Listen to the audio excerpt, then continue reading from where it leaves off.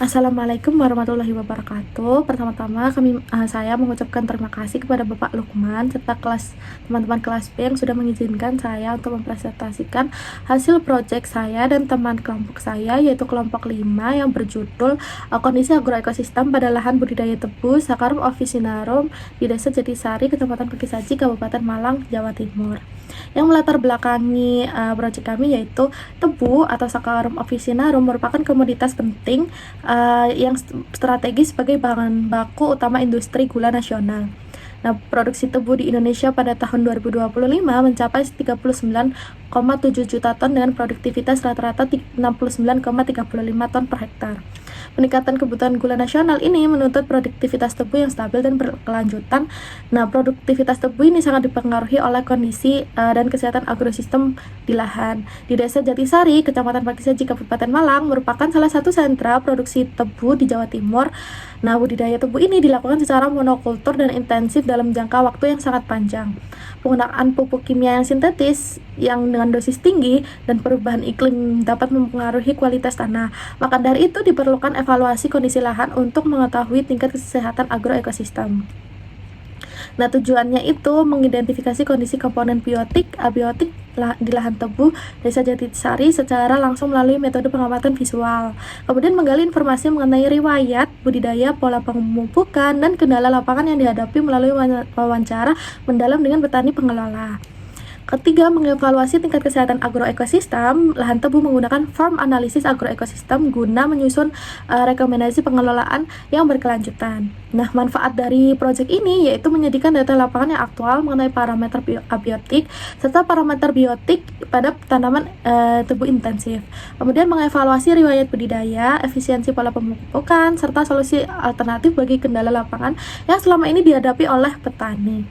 Menghasilkan dokumen analisis deskriptif yang aplikatif berbasis form analisis agroekosistem yang dapat digunakan sebagai acuan atau rekomendasi nyata dalam merancang strategis pengelolaan lahan tebu yang lebih sehat dan berkelanjutan. Nah, metode yang kami gunakan yaitu waktu dan metode pengamatan visual. Nah, waktu dan tempat ini tuh pada minggu pertama dilakukan pada hari Sabtu tanggal 23 Mei 2026 dan minggu kedua pada hari Minggu 30 Mei 2026. Nah, lokasi pengamatan ini dilakukan di Desa Jatisari, Kecamatan Pakisaji, Kabupaten Malang, Jawa Timur dengan penggunaan lahan budidaya tebu sistem konvensional.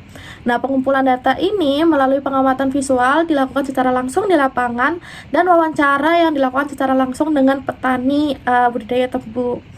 Nah, pada analisis data ini menggunakan rumus IP yang tertera di atas. Kemudian hasil pengamatan. Nah, yang pertama, agroekosistem tebu dengan sistem budidaya konvensional dan pola tanam monokultur ini luas lahannya itu kurang lebih 1.750 meter persegi dengan varietas BR dan umur tanamnya itu sekarang 8 bulan. Nah, populasi pada tanaman tebu ini kurang lebih 3.000 tanaman.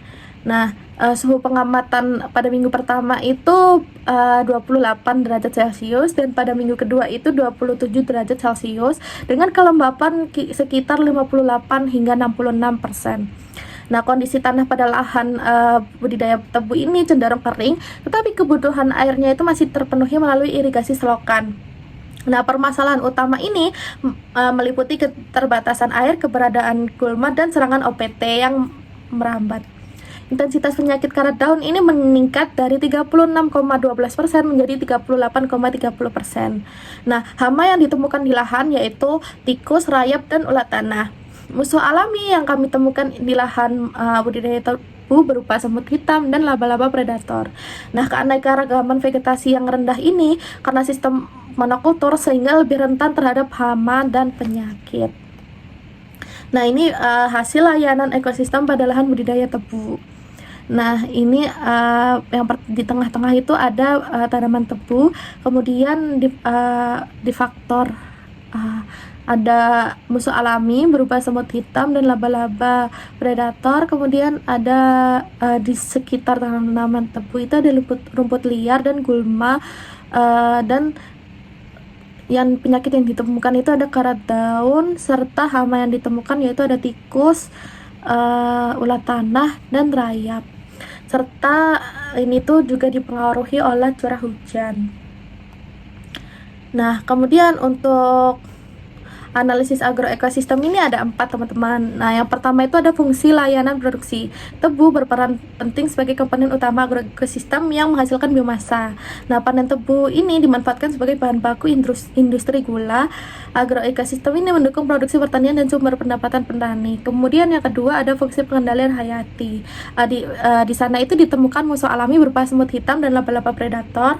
Nah, musuh alami ini dapat menekan populasi hama secara alami, dan keberadaan musuh alami ini mendukung kestabilan agroekosistem. Kemudian analisis agroekosistem yang ketiga yaitu fungsi pendukung. Nah, biota tanah ini berperan dalam dekomposisi dan siklus hara. Nah, vegetasi pada pematang ini dapat menjadi habitat berbagai organisme, bisa menjadi habitat organisme hama dan musuh alami. Nah, proses ekologis ini mendukung pertumbuhan dan produktivitas tanaman. Kemudian yang keempat itu fungsi ketahanan agroekosistem. Nah, sistem monokultur ini menyebabkan keanekaragaman vegetasi yang sangat rendah. Kemudian keanekaragaman yang rendah ini meningkatkan kerentanan terhadap hama dan penyakit. Nah, meningkatnya biodiversitas ini dapat meningkatkan stabilitas agroekosistem. Kemudian ada penilaian agroekosistem. Nah, pada kondisi agroekosistem ini cukup sehat karena sebagian besar tanaman tebu itu tumbuh dengan baik dan kebutuhan airnya itu masih dapat dipenuhi melalui sistem irigasi meskipun kondisi tanah itu relatif kering akibat rendahnya curah hujan. Kemudian terdapat tekanan dari hama dan penyakit yang ditunjukkan oleh adanya serangan tikus, rayap, ulat tanah serta penyakit karat daun yang mengalami peningkatan intensitas dari 12% menjadi 38,30% sehingga berpotensi menurunkan produktivitas tanaman. Nah, keanekaragaman hayati ini tergolong rendah karena sistem budidayanya itu termasuk sistem budidaya yang monokultur. Namun keberadaan musuh alami ini seperti semut hitam dan laba-laba predator masih membantu menjaga keseimbangan ekosistem dengan menekan populasi hama secara alami.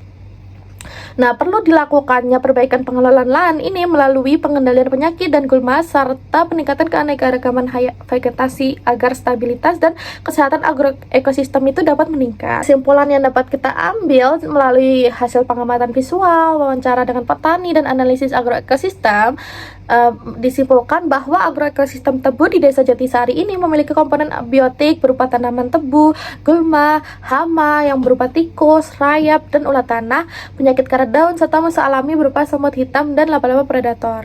Komponen abiotik ini mendukung pertumbuhan tanaman meliputi suhu yaitu 27 hingga 28 derajat Celcius, kelembapan udara 58 hingga 66%, kondisi tanah yang relatif kering, dan sistem irigasi berupa selokan. Hasil wawancara ini menunjukkan bahwa budidaya tebu itu dilakukan secara konvensional dengan pola tanam monokultur dan kendala utama berupa keterbatasan air saat curah hujan rendah, keberadaan gulma, serangan hama, dan penyakit karat daun.